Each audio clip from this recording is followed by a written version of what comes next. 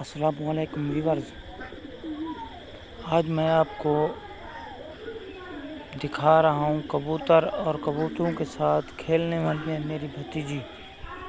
तो आप लोगों को पता है कि कबूतर बहुत ही अच्छे और खूबसूरत होते हैं।